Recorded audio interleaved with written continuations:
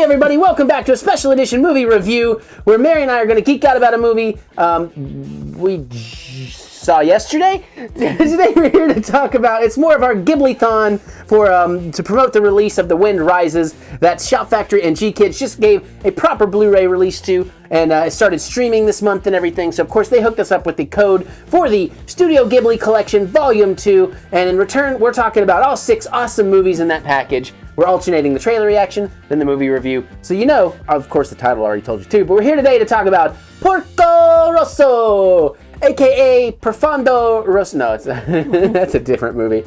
But yeah, so again, not sponsored, not paid, but they did give us the movies for free, which is really cool because we love Ghibli, or Ghibli, or however you want to say it, but we're going Ghibli because that seems to be the common version in the States. And you know, it's a good time. And some of these we've seen, so we're rewatching in different ways, and it's really sweet. So we got the iTunes bundle where you save $20 by getting all 6 movies in one.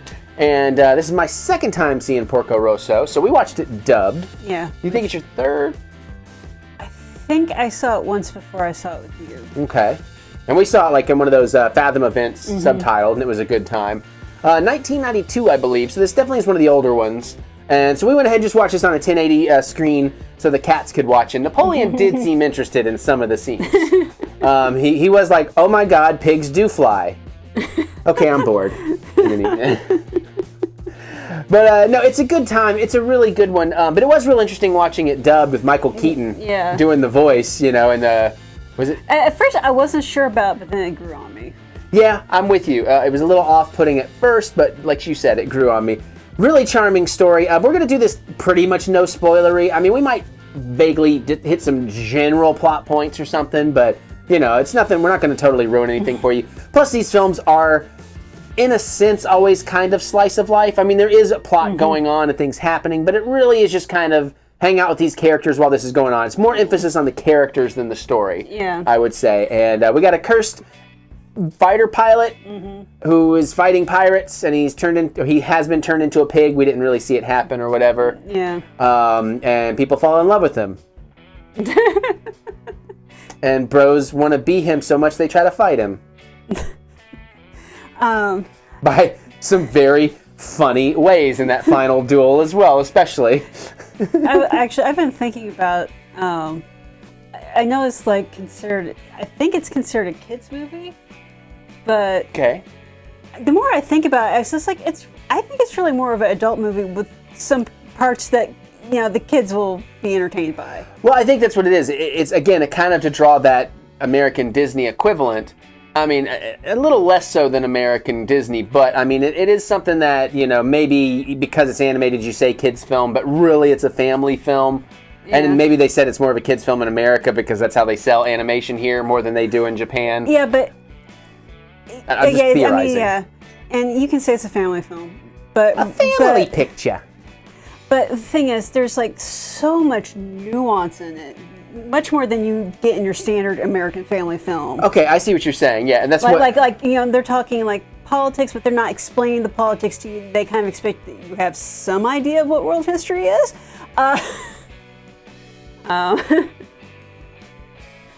It's like they're like dancing around, you know, World War II. World War I, actually. It probably feels a little more World War I, or maybe post World War I. I can't remember. Was Italy fascist in World War I? I thought you knew your history. It may have been. No. I would say it's closer to World War it's definitely more subtle. The politics of it are definitely more subtle than the Wind Rises. Yeah. Again, that one much more adult nuanced, and I think actually even less stuff for kids. In Wind Rises? Yeah, I would agree with that. That's a little bit more an adult tale, not an adult tale, but teen tale. Mature. Mature. But you're right. This one, I mean, if you want to look for deeper stuff in it, it's absolutely there. You can go a little bit deeper and get into the politics in that part of the story, or you can love it on surface level, like a child, or like mostly. You know, a lot of the air pirates are hilarious. They really are, especially Bluto. Bluto. We just had a discussion about that. It is Bluto. Bluto, okay. Bluto and his love of the mechanic, that was adorable, and like the respectableness of it. The kids in the beginning, the kidnapped kids, the swim team, that like just sets the tone right there of like just absolute fun, shenanigans, adorable. We get some more of the, I almost wanted to say Toriyama. We get some more of the Miyazaki. Miyazaki? Yeah. Now I'm questioning myself. The Miyazaki love of aeronautics and flight. And so there's actually some really cool dogfight stuff going on in this too. So. And the other thing about Miyazaki that I love is that he knows how to write a female character. That's true. Actually, even some of like the small, like super secondary sub-characters, like the old hags, like just their brief little scenes, they feel incredibly real and charming and fleshed out, even though they're barely in it.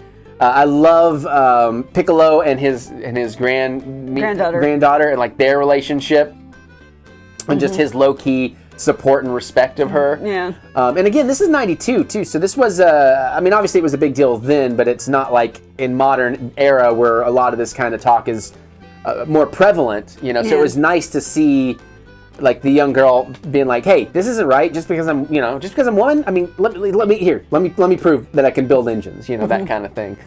So that was kind of cool. And I love the way she ends up on the adventure, and she's like, oh, well, you have no choice because this is what we've already decided. But it's okay because this is what we're going to tell them. Sure, it makes you look bad, but hey, it keeps us all safe, and, you know, things like that were really cute. There's some cute dialogue. Like I said, the fight at the end is not so much intense as much as like really fun. It's some ways silly. It's so epic that it's absurd. Yeah, it almost gets kind of Looney Tunes-esque in a way, you know, maybe not quite that high energy, but that absurdity to it. Like, okay, this is still going on. So all that's kind of great. Again, the characters, the way they're drawn, the pirate groups are super fun. I'm with you on that. I thought that was really fun. I could see like spin-offs, like, you know, just adventures with the other pirate groups or something. If this had been Tailspin. Yeah, this is better.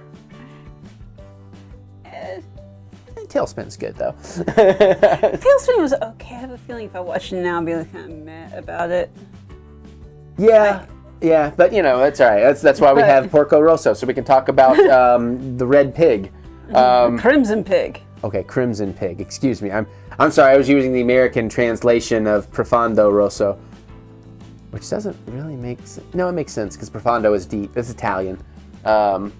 Deep crimson. So, anyways, we're not here to talk about Argento. We're talking about Miyazaki. So that's like a dark turn. Yeah. Well, I remember when we saw it in the theater. That was one of my favorite things to do. Whenever I would post about it, is be like, "Oh, Porco Rosso was," you know, just because I'm a nerd like that. But yeah, no. Again, this was good. It was a tight, like 93 minutes, so it doesn't really drag. There's no real boring parts in it. Again, the story flows really nicely. The character's great. It like you said, it is kind of interesting with using Michael Keaton in there, but he does get great, especially kind of when there's those parts towards the end when it's mumbly and growly and like, it's just so much fun. Brad Garrett is like the main pirate guy. Yeah. And as soon as you told me it's Brad Garrett, I'm like, oh yeah, I can't unhear it now. That's absolutely Brad Garrett. In some ways, he's a scene stealer. But I don't know that it's necessarily his performance as much as his performance coupled with just that character. That character, the animation. And what that character gets to do. Yeah, the animation, the design, the clothes, his charm by the granddaughter. Wish I could remember the name.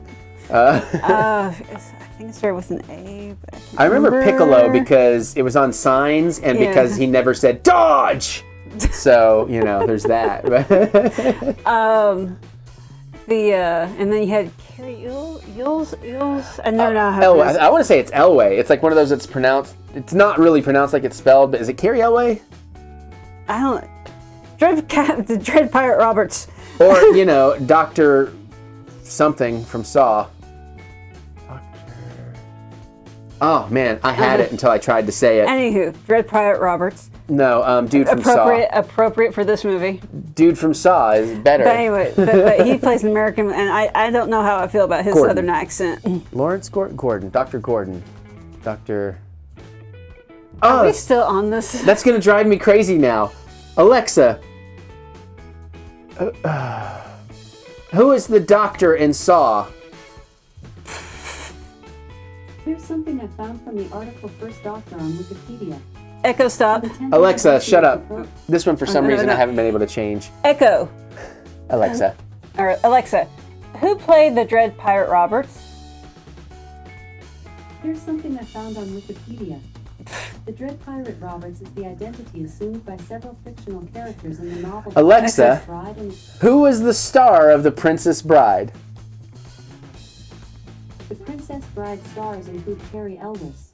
Elwes, okay. Elwes, so I was close. Alexa, who did Carrie Elwes play in Saw? Lawrence Gordon? Carrie Elwes plays Dr. Lawrence Gordon in the 2004 film Saw. All right, Alexa, thank you. That's all solved. Okay, that is the most epic case of derailing. Welcome to what we do on this channel. I guess that's what they like about us, because we are charming. That's my shtick, by the way. I learned it by watching you. Anywho. Yeah, I think that covers it. There's not. Wait a minute, it's back to him. Oh, right. I'm sorry. His character. Sorry, How did you feel about that? I was ready to go watch Saw. I assume it's supposed to be a Southern accent. Oh, and you know what? Now I'm blanking on who did he? The American. He played the American. Yeah. He played the not Ronald Reagan pilot who went off to be in movies and wanted to be the president of America. You know, he didn't really stand out one way or another for me in this version. Yeah. Like, the character stands out because it's an important character to the thing, but it wasn't like it was distractingly bad, but it wasn't. In the Japanese. I don't remember. I don't either. It's been at least a couple years probably since we saw it in its original language. But hey, if you get the collection, the Studio Ghibli Collection Volume 2 on iTunes, you'll get the Japanese as a special feature with the English copy. I'm trying to imagine sort of a Western guy, big Western guy. Alexa, who's the big Western guy? Alexa, stop. John Wayne. This might answer your question. Cardamine occidentalis is a species of cardamine known by the common name Big Western Rivercress. It is native to western North America from Alaska to northwestern California. So is this us keeping up with the cardamines? Oh man, I blew that. Anyways, the big Western guy, John Wayne. Okay, John Wayne trying to speak Japanese. That might be what he was going for, I guess. That's what I'm imagining in my head anyways. I could be completely wrong. Maybe. Again, it's been so long. Honestly, don't remember. Konnichiwa. I don't want to use jokes that come from other videos they haven't seen yet, but I'm still enamored with, I'm going to do it, with Jar Jar Binks trying to do his impression of Borat. Misa speak Borat. Misa wife. Misa spec Borat. I said it wrong. Anyways, okay. Okay. All right. It's a good movie. There's not a lot of details to discuss because we aren't doing details. It's a good time. You should really, if you haven't seen it and you like other Miyazaki films, you're going to like this one. It's an earlier in his catalog film, but I mean, it's still, it's bizarre, it's weird, it's beautifully drawn. And it's fun. Yeah, it's a fun one. Yeah, again, I think that's also important to point out too. This is definitely more of a lighthearted, fun kind of adventure romp. Not even so much an adventure. There's not really an adventure happening so much. As opposed to, say, something like The Wind Rises, which has a lot of fun to it, but it's also got, you know, some heart and some drama and some emotion going on in that. This one's not really that kind of movie. This is definitely more light, fluffy, popcorn affair kind of thing. So definitely something the kids can absolutely love. So, and then you can put them in cardboard boxes and they can pretend they're flying fighter planes. Which now I want to see Itty Bit in a cat-sized fighter bomber jacket and Catman goggles sitting in that box. I'm still imagining getting that toddler Ecto-1 costume. And using it as a cat house, yeah. We're nerds, so are the cats. Anyways, I mean, that's really about it. Yeah. It's a good time. We're clearly out of stuff to say. Yeah, the next one for us is Secret of Arrietty. So you'll see my trailer reaction tomorrow. Then we'll review that one. It's been a while. And I haven't seen it, so I don't know. But we'll check that out. But so remember... AKA Japanese Littles. Yeah, which I think might be based on the same source material, possibly. We need to look into that. Anyway, so don't forget you can check out on iTunes exclusive 6 Studio Ghibli bundle where you save $20 by buying all 6 together. It's a great bundle of The Wind Rises, Porco Rosso, The Secret of... The Cat Returns, Nausicaa of the Valley of the Wind, and Castle in the Sky, and it's a good time. And you just look that up, or I have links in the description below. I have links in the description below for all these Blu-rays as well if you want to check them out. And that's that. So again, thank you Shout Factory, thank you GKIDS for hooking this up. And we're excited to keep watching these and have this Ghibli-thon happening here, or the Ghibli-thon, or the Jibiri. I don't know, man. I'm an American, all right? What do you want from me? All right, so that's it. Click the thumbs up button. Give us the good old thumb of encouragement, as we do love to be encouraged if you want to. And I guess that's it. So we're going to get on out here so we can go watch some more Ghibli. And we'll see you all later.